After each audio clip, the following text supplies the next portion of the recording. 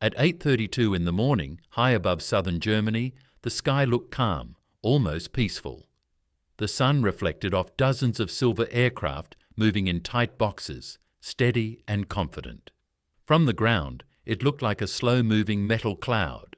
From the air, it was something else entirely, because watching those American bombers from above was a man who believed none of them would make it home. He had hunted them before, he had laughed at them before, and today he was ready to do it again. His name was Major Egon Mayer, one of Germany's most feared fighter aces, a man who thought he had already solved the problem of American bombers. What he did not know was that this formation was different, and before the day was over, the hunter would become the hunted. Egon Mayer was not reckless, he was not loud. He was calm, precise, and deadly in a way that terrified even experienced bomber crews. If you want more content like this, subscribe now and comment below. By 1943, he had become famous inside the Luftwaffe for one thing above all else: killing American heavy bombers. He believed the United States Army Air Forces had made a fatal mistake by relying on tight formations and defensive guns. To Mayer, those bombers were slow, predictable, and fragile when attacked the right way, and he proved it again and again. Mayer was born on August 19, 1917, in Konstanz, a quiet town near Lake Constance. He joined the Luftwaffe before the war and quickly showed natural talent as a fighter pilot. By the time the war turned against Germany, Mayer was already a seasoned veteran. In early 1943, as American daylight bombing over Germany increased, he found his purpose. The bombers came in daylight, confident in their formations, believing their machine guns could protect them. Mayer saw something else. He saw a weakness. The American bomber crews were flying Boeing B-17 Flying Fortresses, massive four-engine aircraft bristling with guns. Each bomber carried up to 13 50-caliber machine guns, covering almost every angle. American doctrine believed that overlapping fields of fire would make the formation nearly impossible to break. German pilots had learned the hard way that attacking from the side or rear was costly. Too many fighters were lost trying to fight through walls of gunfire. Mayer did not accept this. He studied the bombers carefully. He watched their approach routes, their formation spacing, their blind spots, and he came to a simple conclusion. The front of the bomber was its weakest point. The nose had fewer guns, and the pilots and bombardier were exposed. If a fighter came straight at the bomber, head-on, closing at hundreds of miles per hour, the bomber crew would have only seconds to react. Fear would take over. Aim would suffer. And even a short burst of cannon fire could rip a bomber apart. It was a brutal idea. A head-on attack meant closing speeds of over 600 miles per hour. There was almost no time to break away. One mistake, 1 second too late, and the fighter would collide with the bomber. Many German pilots thought it was madness. Mayer thought it was math. Distance, speed, timing. If done right, it worked. On March 4, 1943, over southwestern Germany, Mayer led one of the first organized head-on attacks against American B-17s. The results shocked everyone. Bombers exploded, wings snapped off, crews bailed out or died inside burning aircraft. The American formations were shaken. Mayer became a hero inside the Luftwaffe. He was awarded the Knight's Cross and promoted to major. More importantly, his tactics spread. Other fighter units began copying the head-on attack. Mayer did not just defeat bombers, he mocked them. He openly dismissed American claims that the B-17 was invincible. In briefings, he called them flying coffins. He believed American bomber crews were overconfident and poorly trained. And for much of 1943, his belief seemed correct. American losses were heavy. Missions to places like Schweinfurt, Regensburg, and Bremen ended with dozens of bombers destroyed. But war does not stand still. And while Mayer was perfecting his attacks, the Americans were learning too. By late 1943, the United States Army Air Forces had faced a crisis. Daylight bombing was proving far more dangerous than expected. Losses were unsustainable. Crews were exhausted.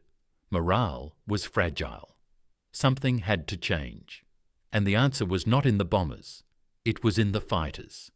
For months, American planners had struggled with one problem. How do you escort bombers all the way to deep targets inside Germany? Early fighters like the P-47 Thunderbolt and P-38 Lightning did not have the range. They could escort part of the way, then turn back. Beyond that point, the bombers were alone. German fighters waited for those moments. Then, in late 1943, the solution arrived in numbers. The North American P-51 Mustang. The Mustang was fast, long-ranged and deadly. With drop tanks, it could escort bombers all the way to Berlin and back. More importantly, it changed American thinking. Instead of staying close to the bombers, the Mustangs were allowed to hunt German fighters, to go out ahead, above and around the formations, to take the fight to the Luftwaffe. German pilots noticed the change almost immediately. The sky felt different. The sense of control they once had was slipping away. Missions became more dangerous. Losses increased. But Egon Mayer remained confident. He believed his tactics still worked. He believed bomber formations were still predictable. He believed that courage and experience would overcome any new enemy. The date was March 2, 1944. The target was Augsburg, a key industrial city in southern Germany. The American 8th Air Force launched a massive raid. Hundreds of bombers crossed the border under clear skies. With them flew long-range escort fighters, including P-51 Mustangs from the 354th and 357th Fighter Groups. Mayer took off that morning from his base near Stuttgart.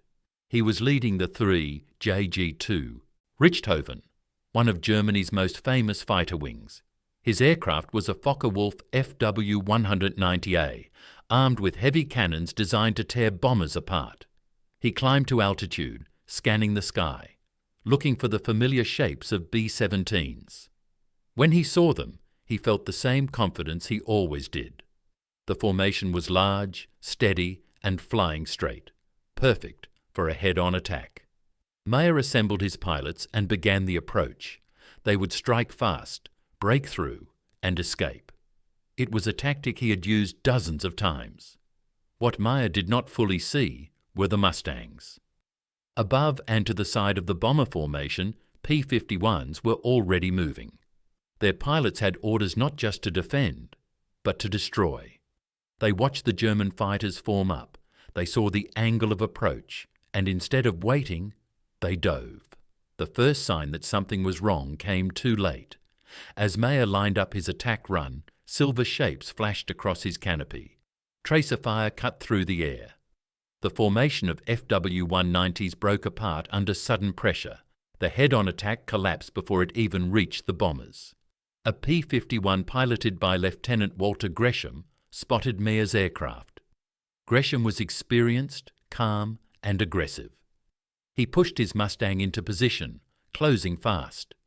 Mayer tried to turn, but the Mustang had the advantage: speed, altitude, surprise. At approximately 10:30 a.m., over the area near Augsburg, Gresham opened fire. His .50 caliber machine guns tore into the FW-190.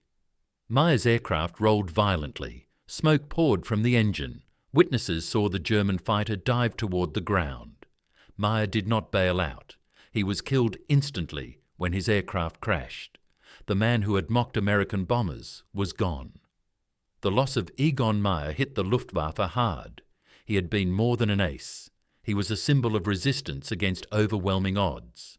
His death marked a turning point, not just because one pilot was gone, but because what he represented was no longer working. From that day forward, head-on attacks became far more dangerous. American fighter cover was stronger, more aggressive, and better coordinated. German pilots could no longer approach bombers without facing serious opposition. Losses mounted. Experience drained away. For American bomber crews, the change was felt immediately. Missions were still dangerous, but survival rates improved. Crews noticed fewer attacks making it through. They saw Mustangs fighting above them, around them, protecting them in ways that had not been possible before. Confidence returned, slowly but surely. The air war over Europe entered a new phase. By mid-1944, the Luftwaffe was struggling to defend German airspace. Fuel shortages, pilot shortages, and constant pressure took their toll. The Allies gained air superiority, paving the way for the invasion of Normandy on June 6, 1944. Egon Mayer's story is not just about one man. It is about adaptation, about arrogance and learning, about how quickly the balance of power can shift in war. He was brilliant, skilled, and deadly. But he underestimated his enemy's ability to change. The American bombers he mocked did not remain helpless. They learned. They adapted. And one formation on one clear morning in March 1944 proved that the Hunter was no longer safe. High above Germany, the sky no longer belonged to the Luftwaffe, and the sound of Mustangs escorting bombers all the way home became the sound of the war turning against the Third Reich. This is the story of the German ace who believed he had solved the problem of American bombers, until one formation fought back. If you want more content like this, subscribe now and comment below.